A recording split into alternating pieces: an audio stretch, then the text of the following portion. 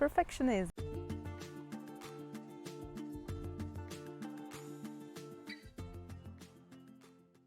Hey, Gosha, sociologist and psychotherapist with a microphone positioned totally imperfectly. And it's because I want to talk about perfectionism. Perfectionism, yeah, can make our life really miserable. But for those that make it miserable especially, they don't even see it because the perfectionism is so much big of a part of their life that they don't even see that they could do something else or in a different way. And what's perfectionism? It's this need of being tip-top with everything, hitting deadlines, even creating more challenges for oneself, and then reaching all the milestone, or like in impeccable way delivering everything they planned, being perfect physically, in terms of work, clothings, everything that you imagine, just to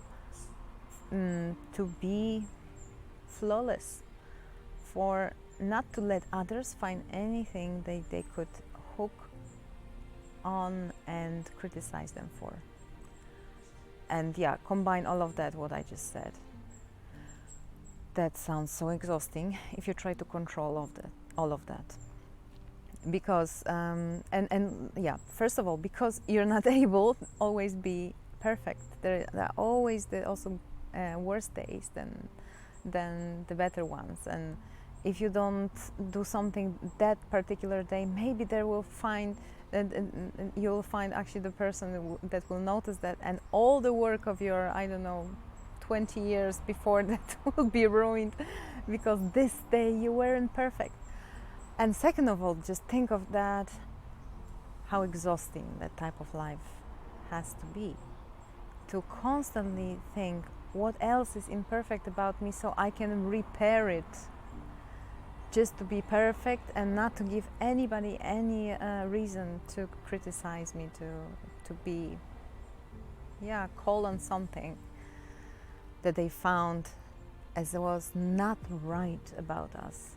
So think about the personality that can exhibit the type of behavior that can be like that. That personality is probably very critic about themselves. And as a psychotherapist, I can say that's caused by the previous interactions with people, probably upbringing by very perfectionistic parents, demanding or very successful themselves and very disciplined, maybe hard on themselves as well.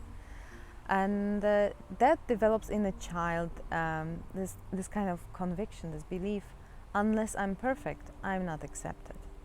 So how it looks like in the adult life, everything I'm doing has to be the best in class, otherwise I'm nothing. And we can observe people in like really very successful realms of society that we admire maybe, and we don't know how ill they think of themselves, as someone undeserving love or attention or appreciation or a success. So and also on the we also don't see how they behave with themselves when they are alone. And I can say as a psychotherapist that this type of people often come, if they are brave enough, to the therapy, and they reveal what they are doing with themselves when nobody's looking.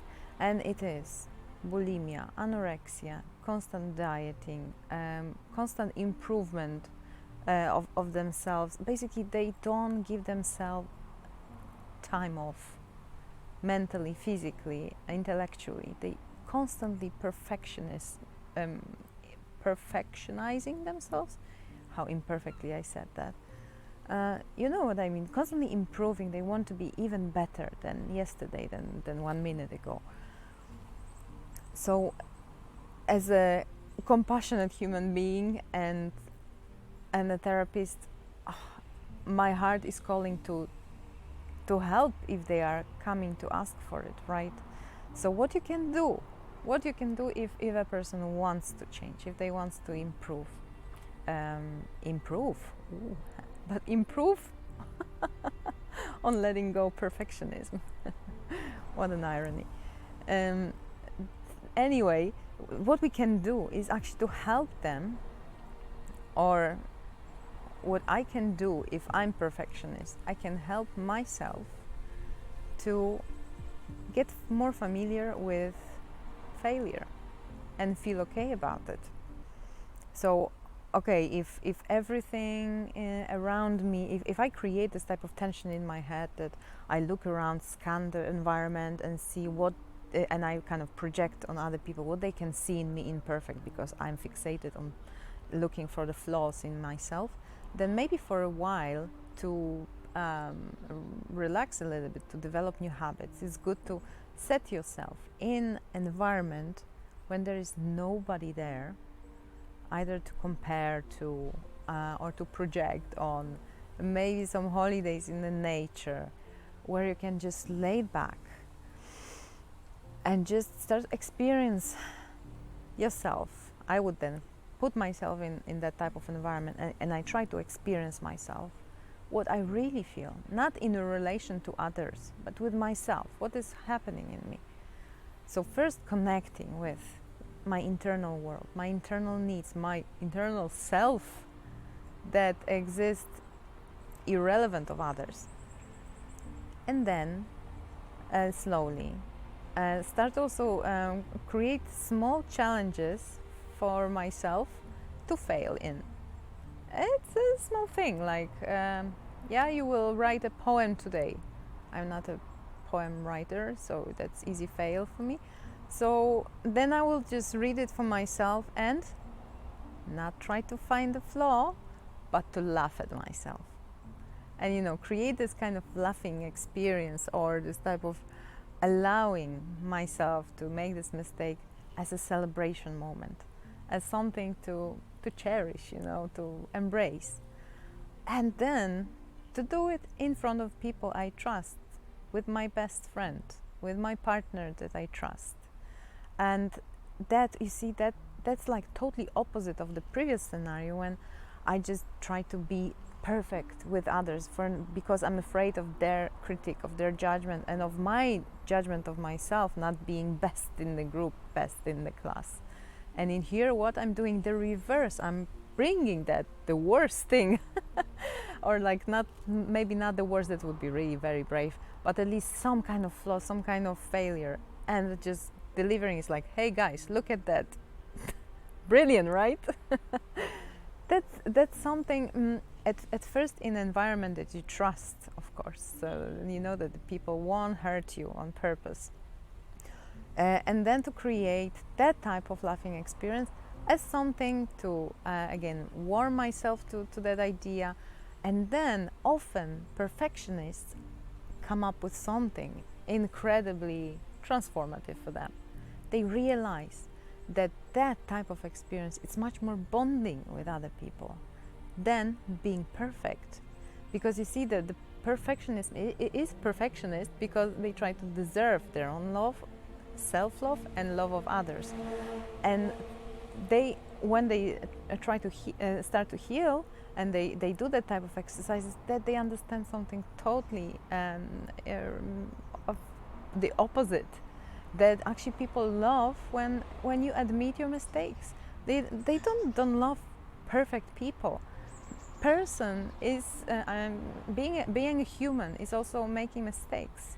So when you show it to others, you're also opening up, you're showing your vulnerable side, and then you easily connect with others, and others love you much more. And that was also something I discovered years back, when I was also in a perfectionist state. When I started to make mistakes, I noticed I have more friends, because I stopped pretending I don't do them. And that happens exactly with the perfectionists as well. That's why it's also heartwarming to see this kind of change of beliefs, of paradigm, when the perfectionist realizes, I'm showing myself, my true self. I don't need to be perfect all the time. And then I stop being alone, because being perfectionist is very lonely mindset, because there is nobody as good as you around, and everybody that is not perfect irritates you. Whereas on the healing, because that's the process side of perfectionism, you see others as equally flawless, or no, flaw as you. And that was very imperfect. I will cut it off, right? So that being imperfect is actually much more humane. It's much more bringing people together. And I don't need to control that side. I don't need to pretend it doesn't exist. I don't need to hide it. So I'm letting go, and people naturally come close and want to be friends with us.